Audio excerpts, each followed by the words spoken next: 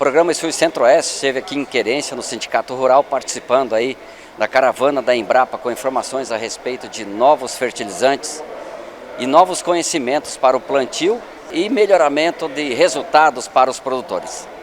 O bioma FOS, ele é a junção de dois micro-organismos aí, onde esses dois micro-organismos eles são capazes, por características individuais, eles são capazes aí de solubilizar o fósforo que está retido ali em várias características, na verdade, do solo.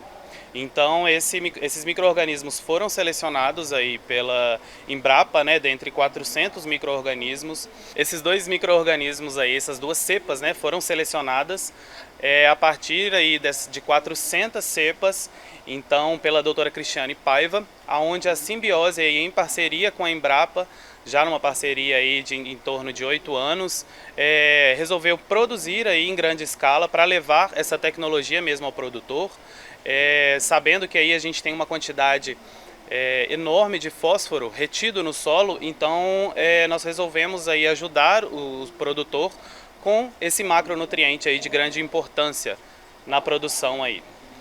Isso trazendo em palavras bem simples para a gente entender. Isso significa a planta aproveitar melhor o fósforo que está no solo e ter mais rentabilidade, ter mais produtividade, e o agricultor, no final das contas, mais rentabilidade também. Exatamente. Na verdade, a planta vai conseguir absorver, ela tem apenas uma forma de absorção aí do fósforo que está no solo. Então, por isso essa solubilização, nós temos o fósforo, na verdade, no solo de várias formas. Então, o formato que esses micro-organismos solubilizam ali, né, deixam disponível no solo, é a forma correta aonde a planta consegue absorver. Por isso, é bem importante aí para a gente chegar em altas produtividades, nós termos aí um excelente resultado. Além, para a gente poder encerrar, além dessas informações que vocês estão trazendo, uma das preocupações é preparar e orientar o agricultor para que ele faça o uso adequado de forma econômica, porque hoje em dia os custos estão altos. Sim, sim, exatamente. Visando isso, na verdade, né, hoje nós estamos aí trabalhando menos agressiva ao meio ambiente. Então nós trabalhamos com controle biológico e trazemos aí tecnologias justamente para isso, para a gente conseguir altas produções com a menor agressão aí ao meio ambiente.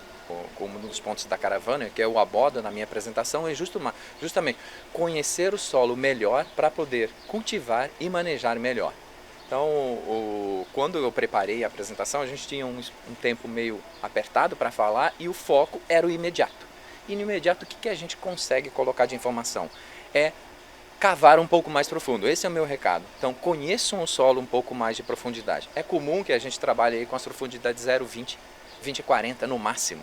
Isso, como análise de solo, que são as comuns para avaliação de disponibilidade de nutrientes em solos. Então, o meu recado é: cavem um pouco mais, até 100 centímetros, e levem essa amostra e peçam alguma coisa a mais. E aí um dos recados peçam análise granulométrica. Então, com essa análise, o que a gente tem? A gente tem uma relação com fósforo no solo, né? Então, quanto mais argiloso, menor é essa disponibilidade de fosfato solúvel quando a gente aplica, que a gente paga um pedágio para o solo, para os minerais reterem para eles.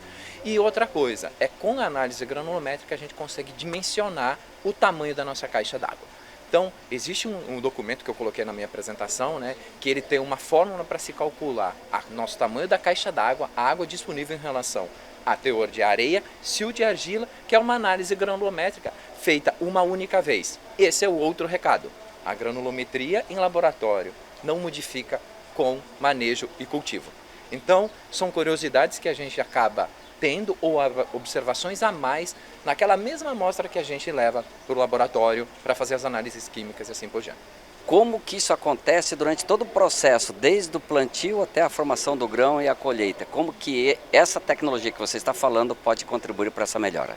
Pois é, reconhecendo melhor o solo e entendendo em relação à sua composição, tanto química como física, que é no caso uma outra análise que eu reforço aqui, né, mas a gente continua fazendo aquelas tradicionais, eu consigo dimensionar a minha necessidade de nutrientes um pouco melhor, mais ajustada, e entender se ao período que eu tiver chuva, eu vou ter água suficiente, no caso de culturas de sequeiro, suficiente para um período de veranico ou não. Então, dependendo da minha cultura e dependendo da minha cultivar e a sua exigência, eu consigo administrar ou selecionar momentos, ou solos, ou espaços dentro da propriedade, que aí é uma fase de planejamento.